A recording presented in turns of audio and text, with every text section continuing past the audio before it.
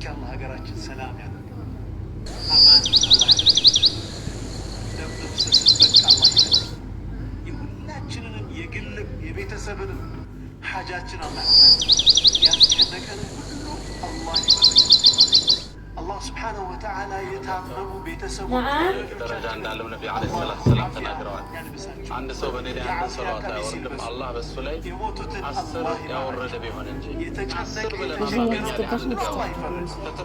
ያሰብነው ሁሉ መልካም አድርጎ ያሳካል። መጥፎን ነገር በሙሉ አላህ ያረቅልን።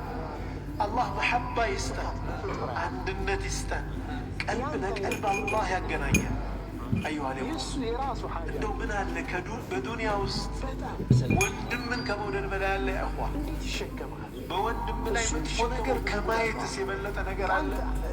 ክፉ ነገር አላህ ያንሳልን፣ ጉሜን አላህ ያንሳልን፣ መለያየትን አላህ ያንሳልን። አላህ ስብሓነሁ ወተዓላ ይችን ሰዓት የኢጃባ ሰዓት አላህ ያደርግልን። ዱዓችንን አላህ ይቀበለን ኢንሻአላህ።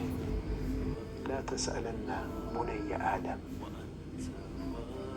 ፈሰሊ ለዚ አብዋቡሁ ላ ቱሕጀቡ። የሰው ልጅ አትለምን፣ አትጠይቀው፣ አትጠይቅ። የሰው ልጅ ወደ ሰው ልጅ ልብ አይመካ። ሰበብ ልታደርስ ትችላለህ፣ ስራ፣ ተለያየ ነገር፣ ይህ እንዴት ላድርግ፣ ግን ሰውን አትለምን፣ አትጠይቀው። በሩ የማይዘጋውን አላህ ስብሓነሁ ወተዓላ ለምን። የአደብ ግማሹ በማያገባህ አለመግባት ሲሆን የጥበብ ግማሹ ዝምታ ነው።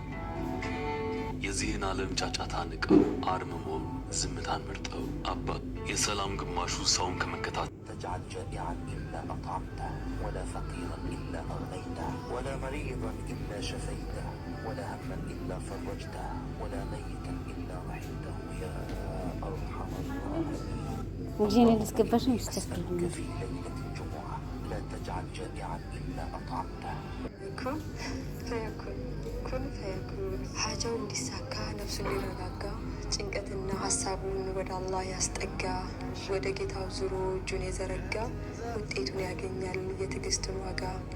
ሆን ሲለው ይሆናል አንድን ነገር ሲሻ ዱዓ መሳሪያ ነው የሙእሚኖች ጋሻ። እንማጸን እንጂ እጅጉን ተናንሰን ኢላሂ ቃል አለው በደስታ ሊክሰን ኢላሂ ቃል አለው በደስታ ሊክሰን ኢንሻአላህ ኩን ፈየኩን።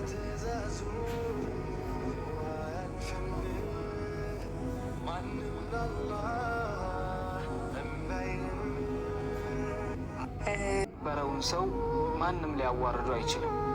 አላህ ያዋረደውን ሰው ደግሞ ማንም ሊያከብረው አይችልም።